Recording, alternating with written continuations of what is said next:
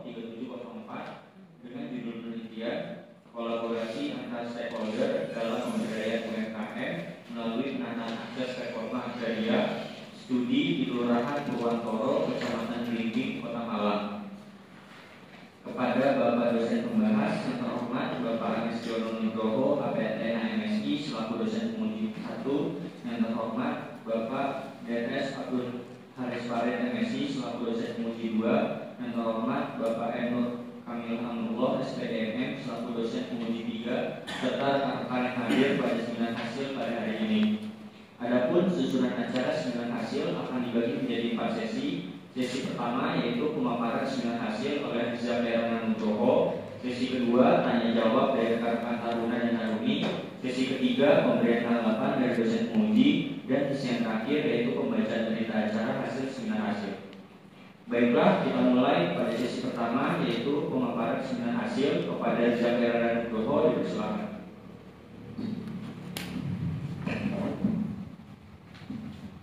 Baik. Assalamualaikum warahmatullahi wabarakatuh. Waalaikumsalam warahmatullahi wabarakatuh. Selamat siang, yang saya hormati Bapak Agustiono Nugroho selaku penguji 1, Bapak Abdul Haris Farid selaku penguji 2, dan Bapak Enur Amrullah selaku dosen penguji 3 serta rekan-rekan yang hadir pada siang ini. Sebelumnya saya Zafirana Nugroho NIT 2130374. Pada kesempatan ini saya akan memaparkan hasil penelitian saya dengan judul kolaborasi antar stakeholder dalam pemberdayaan UMKM melalui penataan akses reforma agraria. Baik, yang pertama adapun latar belakang. Jadi berdasarkan pasal 33 ayat 3 UUD 1945 menegaskan bahwasanya kekayaan alam di Indonesia ini dikelola oleh negara dan dimanfaatkan oleh masyarakat sebesar-besarnya. Nah, dalam hal ini dapat diartikan bahwasanya negara memiliki tujuan untuk mensejahterakan masyarakat itu sendiri. Untuk mensejahterakan pada masyarakat tersebut, dalam hal ini reforma agraria menjadi salah satu acuan dalam model pemberdayaan dengan memanfaatkan lahan guna menciptakan penghidupan yang lebih baik. Untuk mendukung capaian tujuan tersebut, maka pemerintah dalam hal ini melakukan dengan menerbitkan Perpres Nomor 62 Tahun 2023 tentang percepatan pelaksanaan akses reforma agraria yang di dalamnya menjelaskan dibagi menjadi 2, yaitu penataan aset dan penataan akses. Yang mana penataan akses di sini diartikan sebagai pemberian akses terhadap permodalan ataupun bentuk lain kepada subjek RA yang bertujuan untuk mensejahterakan masyarakat itu sendiri. Baik, jadi dalam program ini dilakukan mulai pemberdayaan tanah masyarakat, yang mana dalam hal ini menerapkan konsep pembangunan ekonomi yang menjunjung nilai-nilai sosial. Salah satu lokasi yang dijadikan dalam pemberdayaan ini yaitu Kelurahan Purwantoro, Kecamatan Belimbing, Kota Malang. Lokasi ini memiliki alasan yang kuat selain didukung data sertifikasi yang dilakukan pada tahun 2021. Selain itu juga memiliki beberapa potensi unggulan pada pelaku UMKM tersebut. Adapun skema yang digunakan dalam pelaksanaan program ini yaitu skema pertama di mana akses mengikuti aset, di mana penataan akses ini dilakukan setelah diberikannya pemberian hak atas tanah. Kemudian adapun model yang digunakan dalam hal ini yaitu model kolaborasi lintas sektor, di mana dalam pelaksanaan yang membutuhkan pihak-pihak dalam mencapai tujuan tersebut. Di mana sektor tersebut adapun adalah Kota Malang, Dinas Koperasi Perindustrian dan Perdagangan, Dinas Kedaulatan Daerah, serta Permodalan Nasional Madani. Diharapkan dengan adanya peran-peran tersebut memberikan dampak yang lebih baik dalam kesejahteraan masyarakat dari segi sosial, ekonomi, budaya maupun psikologis. Baik, yang selanjutnya adalah perumusan masalah. Bagaimana bentuk kolaborasi antar stakeholder melalui program penataan akses pada sektor UMKM di Kelurahan Purwantoro, Kecamatan Belimbing, Kota Malang. Dan yang kedua, bagaimana dapat program kolaborasi antar stakeholder melalui program penataan akses pada sektor UMKM untuk masyarakat di Kelurahan Purwantoro, Kecamatan Belimbing, Kota Malang. Sejalan dengan rumusan masalah tersebut, ada pun kerangka pemikiran sebagai berikut. Jadi reforma agraria ini dilakukan melalui 2 tahapan, yaitu penataan aset, yang mana dalam hal ini dilakukan melalui legalisasi dan redistribusi tanah. Dan pada penataan akses ini dilakukan melalui pemberdayaan masyarakat yang mana dalam pelaksanaan ini dilakukan oleh beberapa pihak. Adapun Kantah Kota Malang, Diskopindak, Dinas Pendapatan Daerah, dan PNM. Dari keempat pihak tersebut dilakukan kolaborasi antar stakeholder yang memfokuskan pada pemberdayaan UMKM. Nah, dari situ akan dilihat dampak yang mana dilihat dari dampak sosial, ekonomi, budaya, dan psikologis. Kemudian selanjutnya ada pun metode penelitian. Jadi ada pun format penelitian. Ini penelitian kualitatif dengan pendekatan analisis deskriptif.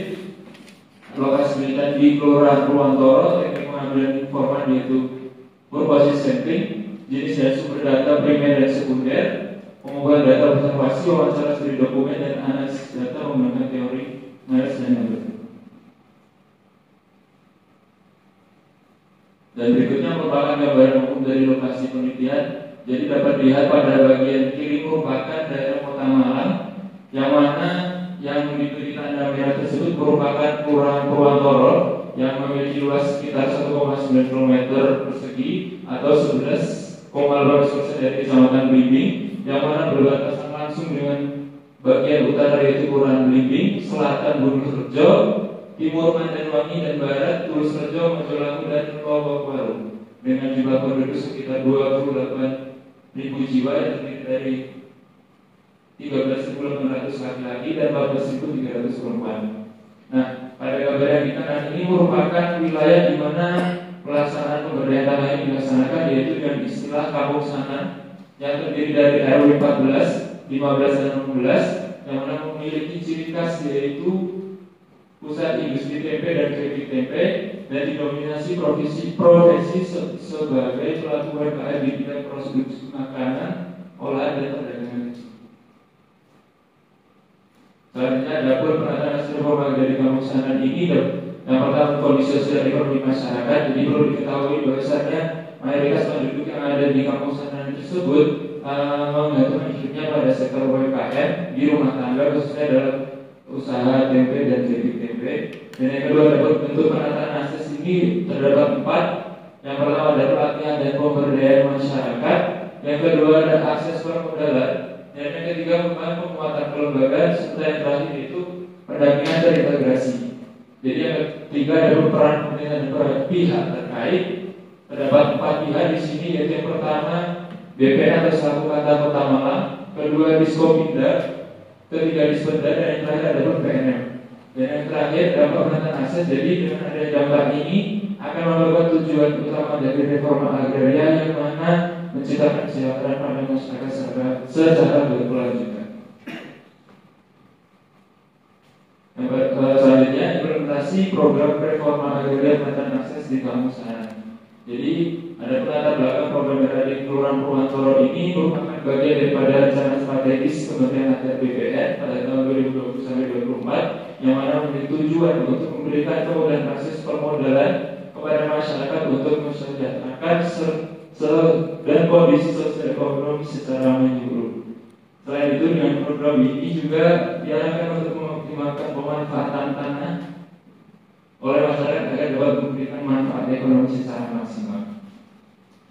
Dan dalam pelaksanaan ini masyarakat didampingi langsung oleh organisasi perangkat daerah atau biasa disebut dengan OPD guna memastikan kegiatan pemberdayaan ini agar tepat sasaran dan lebih efektif. Nah, dari program ini juga merupakan bagian dari upaya pemerintah dalam mendukung percepatan pelaksanaan reforma agraria sesuai dengan amanat Perpres Nomor 62 Tahun 2023. Dan alasan Kelurahan Purwantoro dipilih yaitu seperti yang saya sebutkan sebelumnya, yaitu memiliki sertifikat tanah hasil dari program PTSL. Selain itu juga potensi ekonomi pada pelaku UMKM. Adapun skema penataan akses yaitu skema pertama akses mengikuti aset. Selanjutnya ada fokus pemberdayaan di Kelurahan Purwantoro. Terdapat 4. Yang pertama meningkatkan kualitas SDM dengan memberikan pelatihan keterampilan produksi tempe serta diversifikasi produk olahan. Yang kedua ada pendaftaran perizinan dokumen yang lainnya seperti NIB, merek dan label halal. Dan yang ketiga ada sosialisasi pajak terutang yaitu BPHTB dan PBB. Dan yang terakhir ada penguatan akses permodalan yang diberikan melalui melalui fasilitasi akses bantuan modal dari pemerintah. Berikut merupakan contoh produk daripada pelaku UMKM yang ada di Kelurahan Porongko.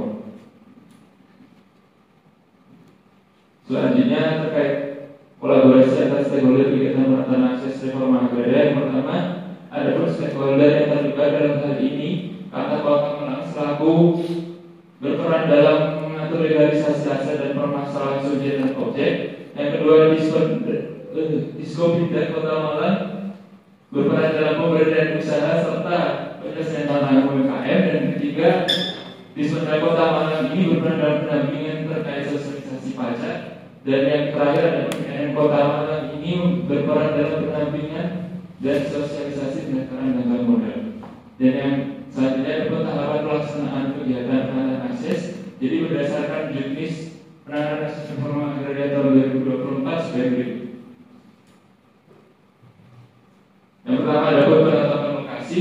Jadi pada penetapan lokasi ini nantinya akan digunakan sebagai lokasi daripada kegiatan pelaksanaan pemerintahan masyarakat. Jadi pada penetapan lokasi ini atas usul daripada gugus tugas reforma agraria, yang mana Kelurahan Porongko ini dipilih karena potensi UMKM serta sertifikasi yang diperoleh pada tahun 2021. Jadi pada penetapan lokasi sendiri ini dipilih berdasarkan kondisi sosial ekonomi masyarakat, potensi lahan serta berbagai faktor yang dapat mempengaruhi keberhasilan. Dan yang kedua adalah penyuluhan. Jadi pada tahapan penyuluhan ini akan dari pihak dinas-dinas tersebut memberikan informasi serta pemahaman pada masyarakat terkait penanganan akses reforma agraria, yang mana dalam pelaksanaan penyuluhan ini terdapat materi yang pertama yaitu terkait penanganan masalah yang dialami masyarakat terkait permodalan, dan yang kedua adapun sertifikat sebenarnya dapat dimanfaatkan dalam pengajuan modal, dan yang ketiga adapun tujuan dan manfaat PTM guna meningkatkan kapasitas masyarakat untuk meningkatkan pendapatan mereka sendiri. Dan yang selanjutnya ada pemetaan sosial. Jadi pada pemetaan sosial ini merupakan tahapan di mana mengumpulkan dan mengabarkan data potensi, lokasi dan kondisi sosial pada masyarakat guna mengetahui kondisi pada masyarakat itu sendiri, yang mana dilakukan dalam 100 KK dan diperoleh pada tahapan ini yaitu sebaran UMKM serta pendapatan rata-rata pada masyarakat. Yang selanjutnya ada pun penyusunan model pemberdayaan. Jadi pada penyusunan model pemberdayaan ini merupakan tahapan selanjutnya dari pemetaan sosial. Jadi pada model ini dari 8 model yang ada dalam juknis dipilih model kolaborasi lintas sektor, dan selanjutnya ada pun penataan kelembagaan. Jadi pada penataan kelembagaan ini terdapat 2 kegiatan. Yang pertama adalah pembentukan kelompok usaha bagi subjek yang belum terdaftar dalam kelompok usaha, dan yang kedua adalah peningkatan kapasitas kelembagaan bagi subjek yang sudah terdaftar pada kelompok usaha. Nah, dari penataan kelembagaan ini diperoleh 54 responden yang sudah terdaftar dalam kelompok usaha dan 46 responden yang belum terdaftar dalam kelompok usaha. Selanjutnya ada pendampingan. Jadi yang pertama ini terdapat Diskopindah bersama BPN memberikan pelatihan kepada pelaku UMKM sehingga dari kegiatan ini dapat meningkatkan keterampilan dari pelaku usaha dalam mengelola usaha UMKM tersebut. Yang kedua, ada pun Diskopindah melakukan pendaftaran perizinan dokumen, yakni berupa NID, merek dan label halal, yang mana sebagai indikator atau kelayakan dalam berusaha. Dan yang ketiga terdapat Dispenda dalam hal ini memberikan pendampingan kepada pelaku usaha terkait pajak terhutang yang muncul pada proses sertifikasi tanah. Dan yang keempat ada PNM dalam hal ini memberikan sosialisasi pada masyarakat sebagai kepada pelaku usaha terkait bantuan permodalan yang sesuai dengan usaha dan skala yang mereka jalani. Dan salah satunya yaitu program Mekar, di mana program ini merupakan program dengan bunga rendah tanpa agunan. Selanjutnya ada pun dampak program penataan akses reforma agraria. Yakni yang pertama ada pun dampak ekonomi. Jadi hasil dari pendampingan tersebut sebenarnya bisa dibilang kurang optimal dikarenakan dari segi pendapatan masih menurun tetap, atau dapat diartikan bahwasanya pendapat ini belum memiliki peningkatan secara signifikan. Namun dalam lapangan pekerjaan dalam ini memberikan potensi kepada masyarakat, terutama dalam mendapatkan mata pencaharian. Dan selanjutnya ada dampak sosial. Jadi hasil dari proses pendampingan di Kelurahan Purwantoro ini terbentuklah jaringan sosial yang kuat, terlihat bahwa terciptanya kolaborasi serta solidaritas antar warga yang tercermin dari seringnya dilakukan pertemuan untuk membahas berbagai hal khususnya dalam pengembangan UMKM. Selanjutnya ada dampak psikologis. Jadi dengan adanya program ini memberikan keyakinan pada masyarakat bahwasanya dapat mengurangi stres dan kecemasan. Selain itu juga menambah rasa percaya diri pada masyarakat dalam menghadapi tantangan, khususnya dalam berusaha. Dan yang selanjutnya ada dampak budaya. Jadi adanya kegiatan ini menghidupkan kembali adanya memperkuat nilai-nilai gotong royong tradisi lokal yang ada di Kelurahan Purwantoro, munculnya kembali kegiatan seperti sanggar budaya di masyarakat. Selanjutnya ada pun kesimpulan dibagi menjadi dua. Yang pertama, Kantor Pertahanan Kota Malang bersama Diskopindak, Dispenda serta BNN bersinergi dalam program penanganan akses reforma agraria di Kelurahan Purwantoro Kota Malang, yang mana masing-masing memiliki peran, yaitu Kantor Pertahanan Kota Malang sebagai penghubung di pelaksanaan program, Dinas Koperasi memberikan pendampingan UMKM, Dinas Pendidikan Daerah memberikan edukasi pajak dan permodalan nasional madani, memfasilitasi akses permodalan bagi pelaku UMKM. Dan yang kedua, ada program penanganan akses reforma agraria di Kelurahan Purwantoro ini memberikan dampak positif, yaitu terkait sosial dengan meningkatnya solidaritas dan partisipasi melalui kelompok. Yang kedua, ada ekonomis dengan terbukanya peluang kerja meski pendapatan belum optimal. Dan dampak psikologis ini berkurang stres dan meningkatkan kepercayaan diri serta budaya dan tumbuhnya kembali semangat berusaha dan tradisi lokal. Selanjutnya ada pun syarat. Jadi dalam mendukung penanganan akses reforma agraria melalui pemberdayaan masyarakat bagi UMKM di Kelurahan Purwantoro ini perlu ditingkatkan kerjasama antara Kantor Pertahanan Kota Malang dan para stakeholder. Kolaborasi ini diharapkan dapat meningkatkan dampak nyata terhadap kesejahteraan masyarakat serta membuat kapasitas mereka dalam mengelola sumber daya alam secara mandiri. Program ini memerlukan perencanaan terstruktur, pelaksanaan optimal, dukungan berkelanjutan evaluasi berkala, pendampingan, peningkatan kapasitas masyarakat, dan perluasan akses pasar untuk mencapai hasil yang lebih maksimal. Sekian yang dapat saya sampaikan. Kurang lebihnya mohon maaf. Wassalamualaikum warahmatullahi wabarakatuh.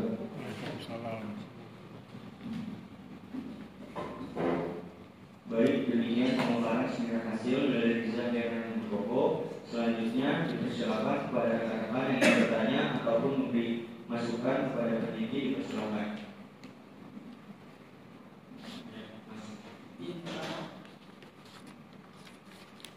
Apakah ada kendala dalam pelaksanaan program akses reforma agraria di Kelurahan Purwantoro? Baik, pertanyaannya selanjutnya kami persilakan kepada Rizal Heran Nugroho untuk memberi tanggapan atau jawaban pertanyaannya.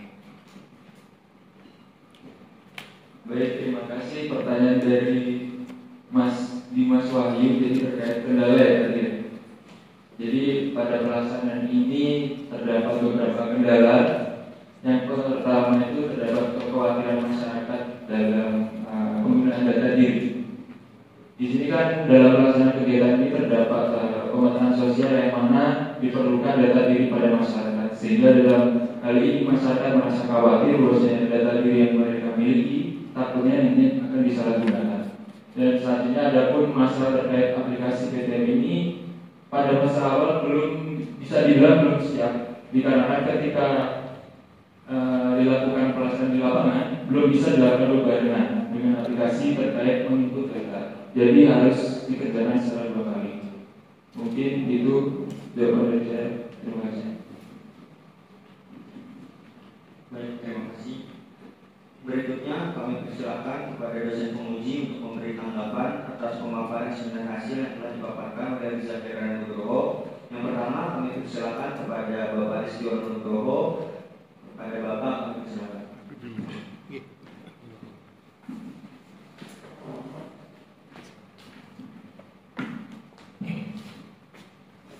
Assalamualaikum warahmatullahi wabarakatuh. Salam sejahtera buat kita semua. Yang saya hormati Pak Farid, Pak Amru, Mas Nugroho, dan sahabat-sahabat mahasiswa lainnya. Pertama, yuk kita lihat judulnya ya. Kolaborasi antar stakeholder dalam pemberdayaan UMKM.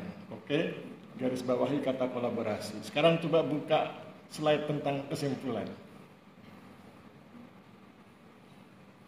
Kantor Pertanahan Kota Malang bersama Dinas Koperasi, Perindustrian dan Perdagangan, Dinas Pendapatan Daerah, serta Permodalan Nasional Madani bersinergi. Beda tuh? Yang kamu teliti kolaborasi, bukan sinergi. Nah, itu bahasa di slide. Kalau bahasa di teksnya itu bekerja sama secara sinergis. Nah, karena judulnya kolaborasi, menurut saya itu bukan sinergi, tapi kolaborasi. Itu dalam bahasa slide. Kalau dalam bahasa teks, karena digunakan kata sinergis, maka menjadi kolaboratif. Jadi dalam bahasa teks, bahasa bukunya di teksnya itu, di naskahnya itu, bekerja sama secara kolaboratif. Sedangkan di situ berkolaborasi. Supaya kemudian relevan dengan judulnya, karena judulnya kolaborasi bukan sinergi. Kemudian tetap saja Anda harus siap nanti kalau ujian, dosen penguji boleh itu bertanya, apa bedanya kolaborasi dengan sinergi? Penelitian kamu ini sebetulnya penelitian sinergi atau penelitian kolaborasi? Jadi itu pintu tembak yang kamu siapkan untuk dosen penguji nanti di ujian skripsi ya. Jadi siap-siap dengan itu. Kemudian kalau kita yakin dengan kesimpulannya, kemudian kita baca sarannya coba. Kita kan sudah dengan semangat gitu ya, berpegang teguh pada kesimpulan. Tetapi semua kesimpulan yang kamu buat gugur karena saranmu. Ya, mari kita lihat. Saranmu kan bilang perlunya meningkatkan kerjasama yang lebih baik. Berarti selama ini belum baik. Padahal tadi kamu bilang sudah berkolaborasi. Kemudian kamu bilang lagi pendampingan yang perlu menghasilkan pendampingan yang berdampak nyata. Selama ini berarti belum nyata. Memperkuat kapasitas berarti selama ini belum kuat. Terus kemudian optimal berarti. Jadi semua yang ada di saran itu semuanya menggugurkan kesimpulanmu. Apa nasihatnya Pak Aris? Nasihatnya, saran itu tidak boleh menggugurkan kesimpulan. Saran itu harus memperkuat kesimpulan dan merupakan bagian seperti satu tubuh itu loh dengan kesimpulan. Kalau kesimpulannya ngomong A, maka sarannya itu harus mendukung penguatan A, bukan malah kemudian menggugurkan. Itu ya. Kemudian yang lain yang agak berkaitan dengan penulisan ya, nanti ahlinya Pak Amru. Tapi saya ingin coba berkontribusi. Misalnya begini, ketika kamu lihat di halaman 20 ya, di halaman 20 kamu tulis teori Pierre Bourdieu. Nggak ada teori Pierre Bourdieu. Yang ada itu teori tertentu karya Pierre Bourdieu. Nah, coba kamu tulis teori itu namanya teori apa? Karena Pierre Bourdieu itu nulis sekitar 100 teori. Teori yang mana yang kamu gunakan? Supaya saya kemudian bisa ngecek ya. Kemudian halaman 21. Halaman 21 kamu ngomong soal UMKM. Kamu ngomong soal definisi. Tetapi kemudian definisi ini tidak memperlihatkan skala usaha. Karena UMKM itu sebetulnya kan kekuatannya pada skala usaha. Sekian miliar sampai sekian miliar itu kelompok mikro gitu loh. Usaha kecil itu berapa miliar, usaha menengah berapa. Skala usahanya harus dicantumkan, tidak cuma pengertian yang sekedar maknawi begini ya. Jadi supaya kita bisa tahu oh ini skalanya sekian miliar. Berarti kan cakupan coverage bisnisnya sekian gitu ya. Kemudian masuk ke halaman 27. Halaman 27 kan kamu bertanya nih, ada pertanyaan penelitian. Bagaimana dampak program kolaborasi? Kolaborasi itu bukan program, ya. Jadi nggak ada kan program kolaborasi. Yang ada kan kalau di sini dibilang pemberdayaan, mungkin programnya pemberdayaan masyarakat. Kolaborasi itu kan kalau kolaborasi kata sifat, kalau kolaboratif kata sifat. Kolaborasi kata kerja, bagaimana mereka bekerja, berkolaborasi, kolaboratif kata sifat. Nah, programnya pasti bukan itu. Programnya adalah pemberdayaan masyarakat, ya, supaya kemudian lebih mudah dibedakan. Kemudian halaman 47 itu adalah awal dari semua kritik saya nanti, halaman 47 dan 48. Kelemahan kamu adalah kamu berhasil menampilkan kutipan wawancara, dan itu kekuatan kualitatif, tetapi kutipan wawancara itu kamu anggurkan, kamu biarkan, nggak dianalisis ya. Nah, saya ingin sebagai sahabat, saya ingin mengajarkan cara menganalisis kutipan wawancara. Jadi pertama kau baca betul kutipan wawancaramu itu, kemudian perhatikan siapa subjek di kutipan itu, siapa objeknya, kemudian apa manfaat objek dan apa peran subjek, baru kemudian bagaimana dampaknya. Jadi di dalam kutipan kamu yang hebat itu nanti nampak siapa subjeknya, siapa objeknya, apa manfaat objeknya, apa peran subjeknya, dan bagaimana dampaknya. Itu di halaman 47 dan 48. Kemudian halaman 49, judul bab itu jangan terlalu panjang. Ini kan panjang sekali judulnya. Kegiatan penataan akses reforma agraria di kampung. Nggak usah ditulis lokasinya, langsung saja penataan akses reforma agraria. Jadi singkat saja, karena nanti detailnya kan di teksnya ya, bukan di judul. Kemudian yang huruf A juga begitu. Huruf A itu singkat saja, implementasi program. Kamu kan panjang sekali itu ya. Terus angka 1, riwayat program, begitu. Jadi yang panjang lebar itu nanti diisi, bukan di judul. Kalau semua ada di judul, nanti isinya nggak kebagian. Itu sama yang lain juga begitu ya. Di halaman 53 juga gitu. Kolaborasi antar stakeholder dalam kegiatan dan seterusnya nggak usah ditulis ya. Kemudian kayaknya udah habis. Oh, sedikit lagi. Yang huruf B, halaman 73. Ini kan panjang sekali sampai 3 baris judulnya itu. Sederhana aja, dampak program, selesai ya. Jadi judul bab dan subbab itu jangan terlalu panjang, jadi nanti yang panjangnya itu di penjelasan. Saya pikir demikian, terima kasih. Saya kembalikan pada moderator.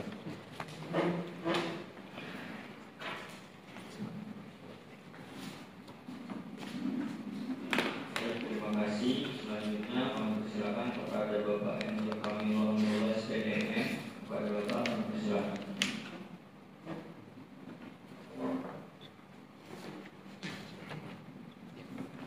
Baik, terima kasih kesempatan yang diberikan. Assalamualaikum warahmatullahi wabarakatuh. Waalaikumsalam warahmatullahi wabarakatuh. Saya ini Pak Aris dan Pak Farid, kemudian saudara Rizza Heran Nugroho. Ini nggak ada hubungannya dengan Pak Aris ya? Satu marga kita. Saya anak sabun gitu. Iya. Dan seluruh taruna yang hadir pada kesempatan kali ini, gitu ya. Oke, Rizza Heran, kamu sudah dari beberapa masukan dari Pak Aris ya. Oke, saya ingin melihat dari hal yang paling sederhana terlebih dulu dari tulisanmu ya, bahwa saya masih menemukan adanya beberapa salah tulis ya di tulisanmu ini, typo di beberapa tempat. Sekali kan nanti bisa dibaca lagi ya, ditemukan utamanya pemilihan kata-kata yang informal ya. Jadi penulisan karya tulis skripsi adalah bagian dari karya tulis ilmiah, maka dia menggunakan kata-kata baku ya, gitu. Terus kemudian ketika saya sebenarnya sebelum menguji atau membahas hasil penelitian ini sudah ada yang mirip banget Pak. Ini kolaborasi juga menyasar. Kolaborasi, saya tidak tahu apakah di prodi itu tidak ada ininya ya, istilahnya kontrol quality judul misalnya atau variabel gitu ya. Tapi oke lah, ini sudah pada fase ini. Saudara, saya ingin masuk pertama di saya nanti bab 2 ada beberapa yang saya singgung gitu ya. Saya ingin yang pertama membahas tentang tulisanmu di bab 4 ya, tentang gambaran umum lokasi penelitian. Dari judulnya saya berasumsi bahwa di dalamnya ini penuh dengan penjelasan tentang UMKM. Ini kental sekali dengan UMKM-nya gitu ya. Apalagi ini secara eksplisit muncul di judul ya. Tapi faktanya ketika saya membaca gambaran umum lokasi penelitian justru tidak ada profil UMKM, tidak ada. Ada berapa? Hanya hasil dari wawancara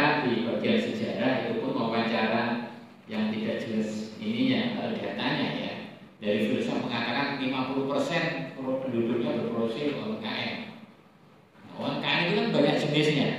Nah, ya, kamu sebut UMKM, mikro, kecil, dan menengah.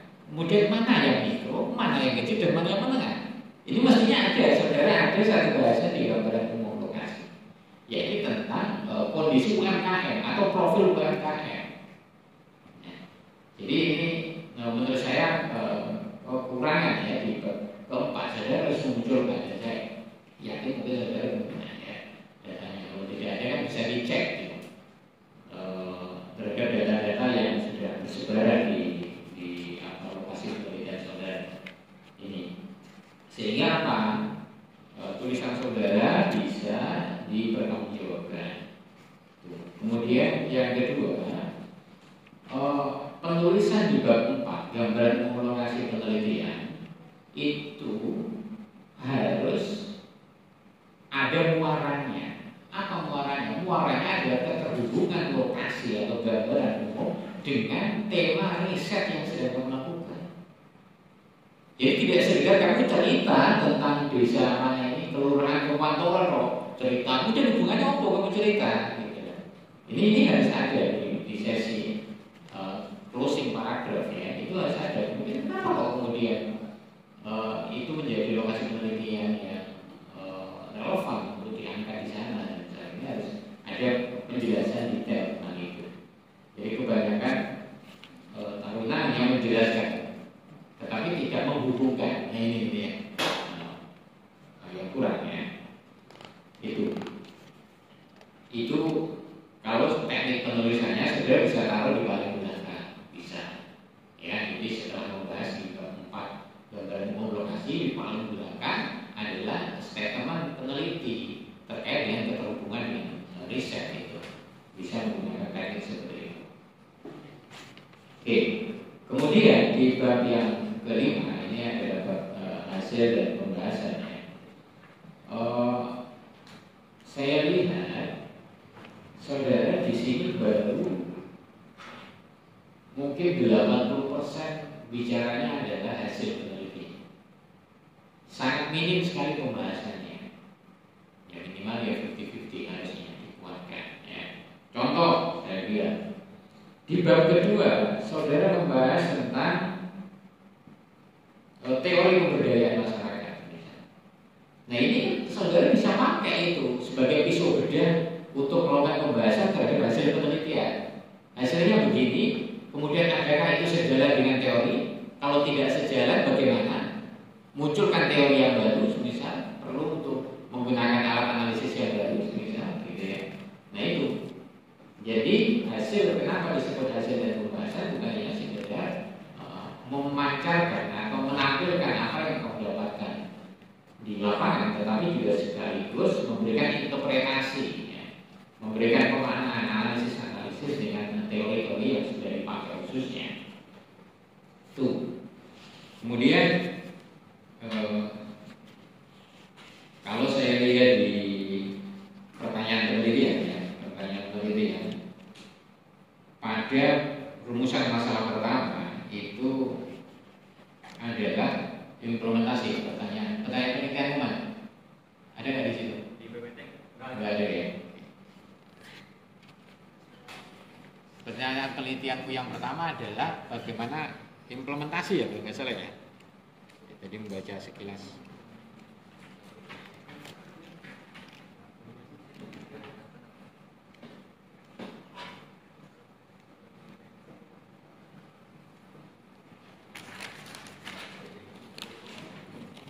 Ya. Bagaimana pelaksanaan kegiatan penataan akses? Nah, itu ya. Pelaksanaan. Tapi yang muncul di sini subjudulnya riwayat program pemberdayaan UMKM. Ini terus secara eksplisit harusnya ini secara eksplisit saudara harus menjawab ini ya. Subjudulnya bisa pelaksanaan penataan akses RA. Gitu ya. Nah, ini tapi kemudian munculnya riwayat program pemberdayaan UMKM. Oke lah. Nanti saudara bisa lakukan perbaikan. Agar kecuali di situ ditanya nih, bagaimana riwayat metode pemberdayaan pertanyaan penelitianmu. Kemudian hubungkan dengan teori pemberdayaan yang ada di bab kedua. Kemudian pertanyaan penelitianmu yang kedua di rumusan masalah yang pertama adalah kolaborasi, ya. Kolaborasi, benar ya? Bagaimana kolaborasi itu ya? Kolaborasi antar stakeholder dalam kegiatan penanaman akses. Sebenarnya Mas ya, kamu sudah ya cukup baik ya menjelaskan itu di bab 2 ya, dengan menggunakan beberapa teori ya tentang kolaborasi ya, dimulai dari 5 aspek: initial condition, proses, komponen, dan seterusnya. Tapi menurut saya itu bisa lebih sempurna kalau saudara di dalamnya juga membahas tentang tipologi kolaborasi. Jadi kedalaman dan keluasan kolaborasi. Artinya di dalam teori kolaborasi itu kan ada 3 ya. Ada kolaborasi yang sifatnya kolaborasi yang paling rendah itu adalah kolaborasi yang disebut dengan coordinated collaboration. Kolaborasi yang sifatnya hanya koordinasi. Apakah di kolaborasi dalam konteks RA yang saudara teliti ini masih pada taraf itu misalnya? Hanya koordinatif saja, hanya rapat-rapat di atas permukaan gitu ya. Semua juga menjalankan fungsinya masing-masing. Apakah seperti itu? Ataukah dia lebih ke interaktif? Interaktif collaboration. Ini tahap yang kedua, lebih intens dia. Dia bukan hanya sekedar di permukaan koordinasi, tetapi dia sudah mulai sharing sumber daya. Oh, aku ada anggaran, kamu nggak ada anggaran, oh ya bisa pakai di tempat saya, begitu bisa. Kemudian ada perumusan bersama. Ya, pada tahap mana yang saudara? Kemudian yang paling tinggi adalah integratif. Saudara harus bisa mengatakan bahwa kolaborasi, apalagi ini judulnya kan garis tegasnya kolaborasi ya. Kira-kira kolaborasi di penelitianmu ini pada tahap mana ini sebenarnya? Dengan berbagai deskripsi hasil penelitian yang kamu jelaskan. Ini tingkat analisisnya. Jadi di nomor 2 itu kalau bisa saudara sudah ada interpretasi ke sana. Itu. Nah, saya koreksi sedikit. Ketika saudara menjelaskan tentang 5 hal ya dalam proses munculnya kolaborasi ini ya. Utamanya di sini Mas. Di proses komponen ya di halaman 55. Ini supaya saudara tidak disebut inkonsisten dengan teori ya. Di proses komponen di bab yang kedua kajian pustaka, saudara menyebutkan dengan sangat jelas, sangat detail ya, di halaman 17 itu tentang aspek-aspeknya. Tetapi ketika di sini di halaman 55 ketika saudara menjelaskan proses komponen itu hanya muncul beberapa saja, tidak semuanya gitu. Tolong itu di cross check ya. Oke, saya buka tulisanmu ya. Halaman 17 pada proses komponen proses. Pada poin ini terdapat beberapa aspek yang diperhatikan, yaitu kesepakatan pada perjanjian dari di awal, kemudian pengembangan kepemimpinan, penciptaan legitimasi, pembentukan kepercayaan, penanganan konflik, dan penyusunan rencana. Itu semua harusnya terdefinisikan, terjelaskan di dalam hasil penelitian. Bagaimana sih bentuk dari kesepakatan di perjanjian di awal? Pengembangan kepemimpinannya bagaimana? Kemudian penciptaan legitimasinya seperti apa? Pembentukan kepercayaan itu seperti apa? Ya. Nah, itu tolong dijelaskan semua di dalam proses komponen. Ya. Jadi di sini hanya mengatakan bahwa program ini dilakukan ketika melakukan rapat-rapat koordinasi antar berbagai pihak. Ya. Komponen proses diterapkan hanya pada rapat itu ya. Nah, ini yang kurang menurut saya. Saudara bisa percaya itu lihat di literatur yang sudah saudara pakai di kedua. Oke, kemudian struktur and governance ya. Menurut saya halaman 56 ketika saudara menjelaskan tabel 6 itu lebih layak muncul di sana di struktur and governance. Jadi sebagai penguat pada pembentukan proses koordinasi ada yang namanya struktur and governance, dan itu bisa ditemui di lapangan dengan munculnya struktur tim penanganan akses. Itu muncul di situ harusnya, tidak di bagian belakang. Yang kebijasanku di 55 menit. Jadi menguatkan bertahapan itu.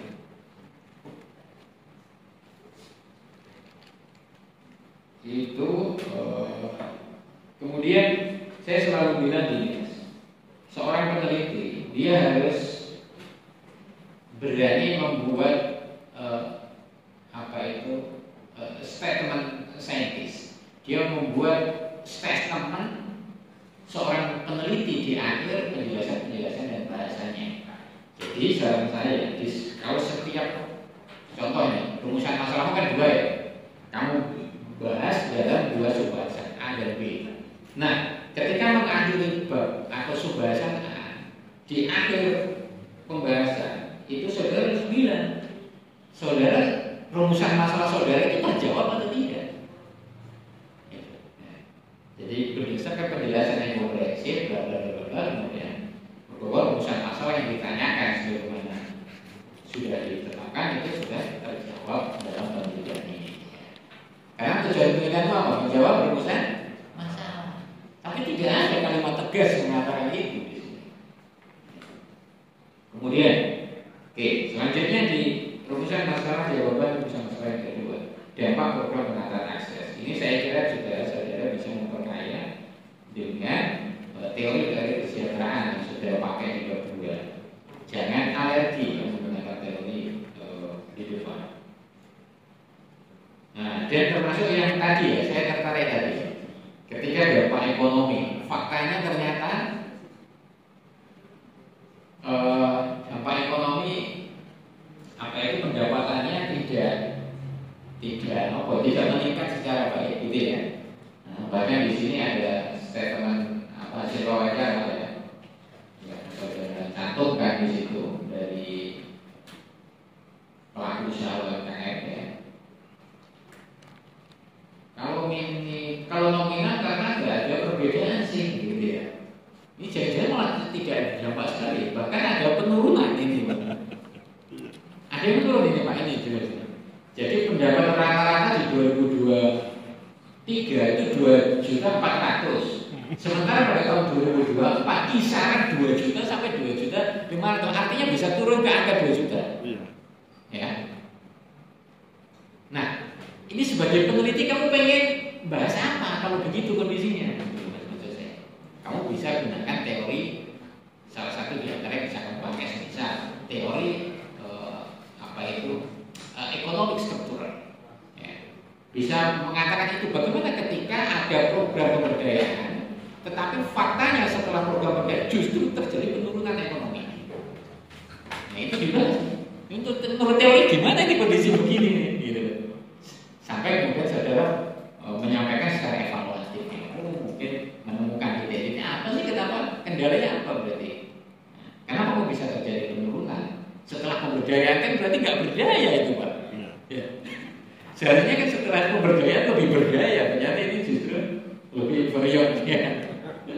Ya, ini menarik, temanmu itu satu sisi menarik ya secara teori ya. Dan juga tamparan ya buat pelaku. Itu Mas. Nanti silakan dibaca. Kemudian sama dengan saran saya di akhir bahasan A tadi, maka di akhir bahasan yang B tadi harus ada closing paragraph penutup yang menjelaskan bahwa rumusan masalahmu itu terjawab atau tidak. Ya. Oke, kemudian di bagian penutup saya ingin bilang bahwa kesimpulan itu bukan hanya resume dari apa yang dijelaskan di rumah. Ya. Kebanyakan resume. Ya. Padahal harusnya ada bumbu-bumbu narasi evaluatif. Bisa ya. Oke, kritik dari Pak Aris tadi memang sangat beralasan ya, bisaran ya, bisa runtuh. Saran juga pas. Gitu ya. Jadi saran itu sifatnya taktis dan implementatif. saranmu pada siapa gitu. Ini kan paragraf dulu ya. Kalau bisa 1, 2 gitu paragraf kepada siapa? Stakeholdernya contoh saran kepada kantor pertanahan. Ya. Guna meningkatkan semisal capaian program, ya, maka kantor pertanahan disarankan melakukan upaya gitu. Yang pertama tidak salah-salah juga atau apa lah, ya. Bisa melakukan program ini, program itu gitu ya. Kemudian siapa lagi? Oh masyarakat pelaku usaha bisa. Ya. Itu kan 1 pada BPN, yang 2 pada pemerintah atau OPD ya, organisasi perangkat daerah. Kemudian yang ketiga pada masyarakat. Dan yang terakhir jangan lupa kepada penelitian selanjutnya. Ya. Itu kamu harus cantumkan. Itu saya kira yang bisa saya beri masukan ya ke kamu ya untuk menyempurnakan sehingga kamu nanti lebih smooth saat sidang skripsi nanti. Baik, itu kurang lebihnya minta maaf. Assalamualaikum warahmatullahi wabarakatuh.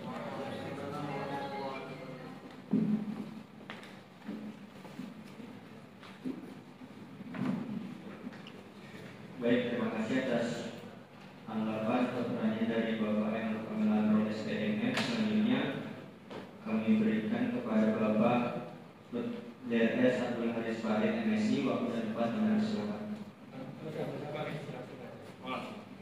Ya, terima kasih. Sudah dibahas semuanya Pak Aris dan Pak Guru. Yang jadi pertanyaan saya itu kolaborasi. Ini sebenarnya sudah kolaborasi antara Komisi 1 dengan sama gurunya. Sudah kolaborasi. Nyata ya. Memang apa benar dengan Pak Aris kolaborasi antara sinergi dengan kolaborasi itu memang ada. Tapi kolaborasinya tentunya Pak Aris. Terus dari Pak Abdul nanti ya coba di lagi diperbaiki lagi. Saya kira saya nggak terlalu banyak ya cuma ini aja. Ada beberapa yang harus sudah tulis di sini. Itu aja. Pak, saya kembalikan. Terima kasih atas tanggapan dari Bapak Abdul Haris Farid. Baiklah, kita telah sampai pada sesi terakhir yaitu pembacaan berita acara seminar hasil kepada Bapak dosen. Kami silakan.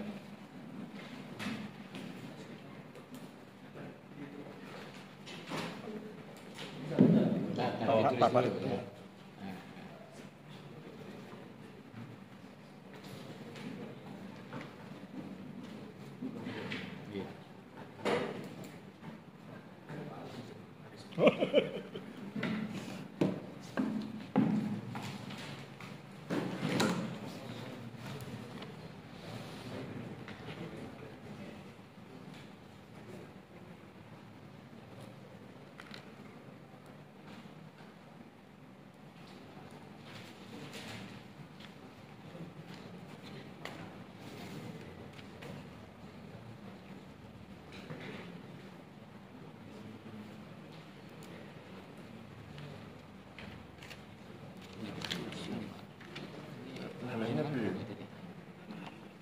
Ada di sini, ada ditampil. Oh di sini betul. Saya bantu tulis nih. Ya.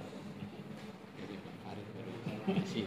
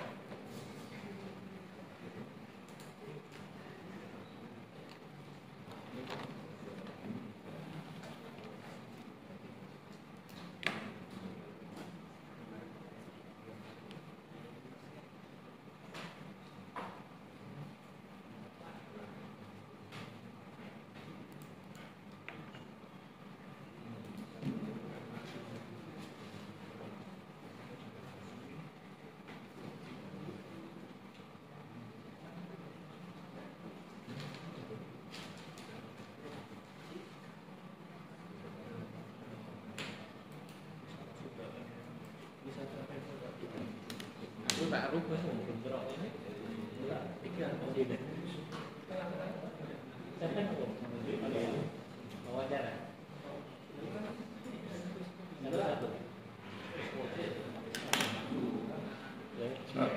bacakan ya.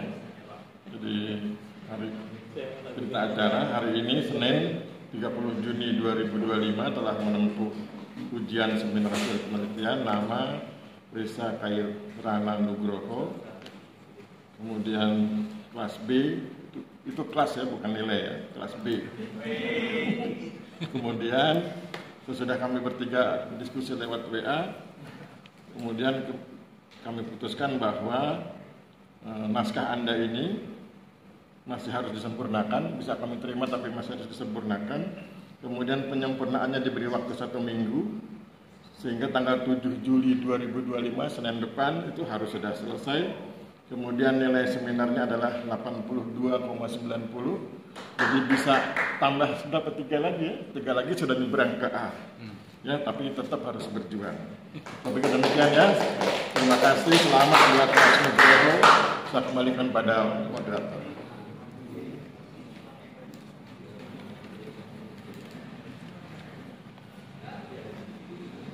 Dengan berakhirnya pembacaan berita acara seminar hasil, maka berakhir pula seminar hasil pada siang hari ini. Atas perhatiannya kami ucapkan terima kasih. Mohon maaf apabila ada kesalahan. Wassalamualaikum warahmatullahi wabarakatuh.